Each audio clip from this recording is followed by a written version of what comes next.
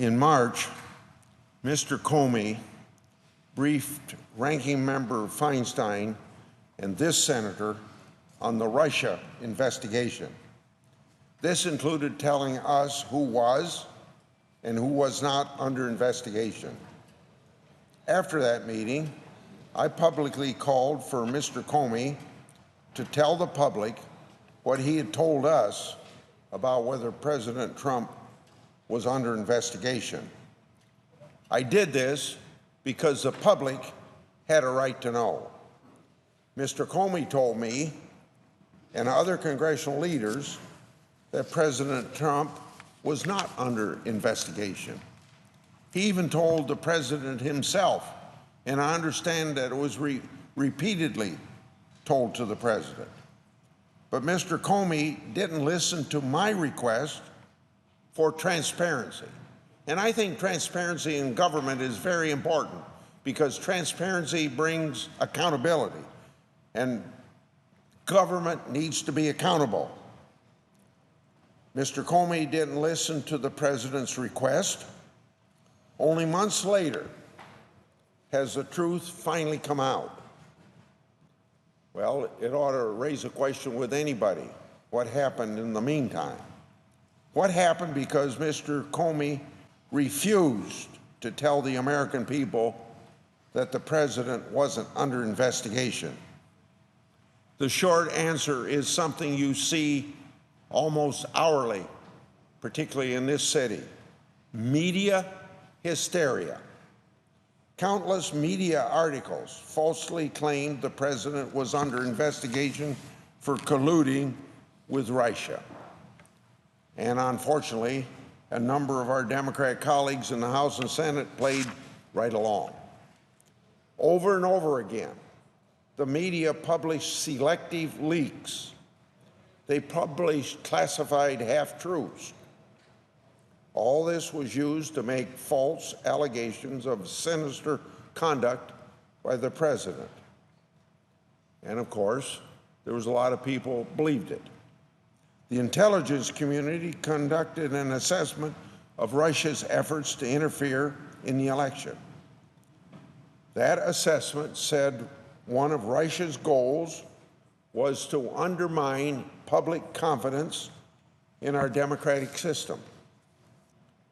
Because Mr. Comey refused to tell the public that the FBI was not investigating the president, conspiracy theories and, of course, wild speculation have run rampant about the election, about the president, and about Russia.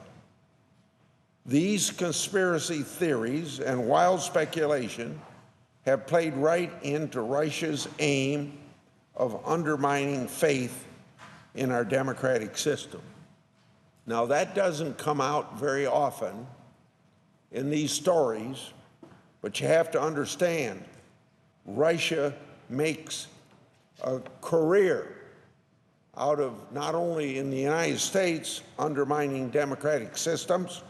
Look at what they've done in Ukraine militarily. Look at what they've done in France with the elections, Netherlands with the elections. And they're talking about upcoming elections in Germany where they'll try to do the same thing. Because you see, autocrats don't like democratic systems that work, and what they can do to undermine those democratic systems is going to obviously make them look better. Those national security concerns should have taken precedent. Mr. Comey said that he was worried about the duty to correct the record if evidence of collusion involving the president came to light later on. But that concern was merely hypothetical. In other words, pure speculation. In the unlikely event that it came to pass, the public should know if the FBI is pursuing a criminal investigation against the president. Just like the public should know if the FBI is pursuing a criminal investigation against a major party's nominee for president. But Mr. Comey agreed with Attorney General Lynch to shade the truth in favor of the Clinton campaign rhetoric and call what was an investigation a matter, quote unquote, a matter, instead of using the word investigation at the ordering by the, it came about because of the ordering by Attorney General Lynch. After a year of the entire might of the United States intelligence community and the FBI looking for evidence of collusion with the Russians, where is that evidence? But after all of this chaos and mountains of innuendo about the president and collusion with Russia, the truth finally came out. The FBI was not investigating President Trump in the Russia probe. So the media was wrong. So the Democrats were wrong.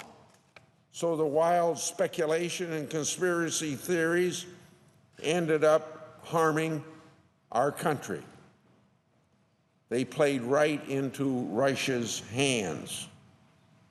And how did we all learn about this truth? In President Trump's letter removing Mr. Comey from office, at first, most didn't believe it. The media scoffed when they wrote what the president said in that letter. They insisted that Mr. Comey would never tell the president he was not under investigation. Well, we learned earlier this month from Mr. Comey himself that he had done exactly that. It wasn't a surprise to me because Mr. Comey had told me the same thing. I have to note something else here. Mr. Comey didn't just tell the president, Senator Feinstein, and me that the president was not under investigation. He had also told the Gang of Eight. Of course, the Gang of Eight includes Senate Minority Leader Senator Schumer.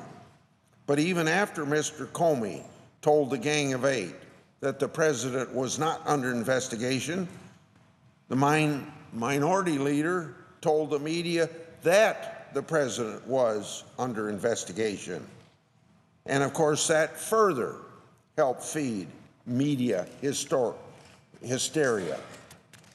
The Majority Leader even tried to say, or the Minority Leader even tried to say that the Senate shouldn't vote on the Supreme Court nomination because the president was under investigation. And the whole time, he knew it wasn't true.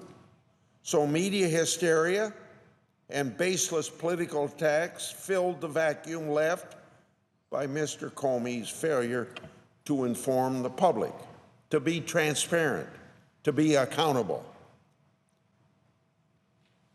The odd thing about it is none of this fiasco had to happen. If Mr. Comey had just been transparent with the public, as I urged him to be, it could have been avoided. Unfortunately, now it looks like Mr. Comey and the media might be doing the same thing to Attorney General Sessions. 2 weeks ago, Mr. Comey said that he didn't tell the Attorney General about the conversation he supposedly had with the president about General Flynn. Mr. Comey said this was because he believed the Attorney General was going to recuse himself from the Russia investigation. Mr. Comey said the FBI was aware of the facts that he couldn't discuss in an open setting that could have made the Attorney General's continued engagement problematic. Well, that vague statement sounds very mysterious to people who don't know the whole truth. They will wonder, what were these secret facts? And what did the FBI conclude about those secret facts? Was the Attorney General under investigation? Did the Attorney General collude with Russia? Once again, Mr. Comey is not being as transparent about senior government officials and the Russia investigation as he could or should be. Now the speculation is running rampant again, this time about the Attorney General instead of the President. CNN reported that Mr. Comey told the Intelligence Committee behind closed doors that the issue was a possible additional meeting between Sessions and the Russian ambassador. The media has begun to speculate all sorts of nefarious things. So here we go again. The rumor mill is back in business. It's insinuating improper ties with Russians and undermining people's faith in another senior government official, with also the follow-up that it also undermines people's confidence in our institutions of government and maybe even in our Constitution. This is the same destructive pattern, and it plays right into the Russia's hands again. Well, this time around, we shouldn't put up with it. We ought to say enough is enough. There's no reason Mr. Comey couldn't have told the public the whole truth. Once again, 3 months ago, Mr. Comey specifically told members who was and who was not under investigation in the Russian probe. He should also tell the public whether the FBI ever had an open investigation on Attorney General Sessions. He should tell the public whether the FBI checked out the times Sessions met the Russian ambassador. He should tell the public whether the FBI looked into the Mayflower meeting, the Mayflower Hotel meeting, and the event that went on there. He should tell the public if the FBI found nothing improper about these meetings. If there was nothing to it, he should say so publicly. He should not be telling senators one thing behind closed doors and then making public insinuations that are different. He is the person that can nip this ridiculous speculation in the bud. Mr. Comey should have told the public earlier what he told members about the president. And now he should tell the public what he told members about the Attorney General. Enough of this nonsense. The investigations of Russian interference and of circumstances surrounding Mr. Comey's firing will continue. I'm confident that we will eventually get all the facts, one way or another, and we're going to go where the facts take us. In the meantime, it's time to stop the rumor mongering. It's time to stop the innuendos and half-truths. It's time to stop leaking national security information to score political points. And it's time to stop playing into Russia's hands by intentionally sowing false doubt about your political opponents. It's quite obvious. It's time to get back to doing the people's business.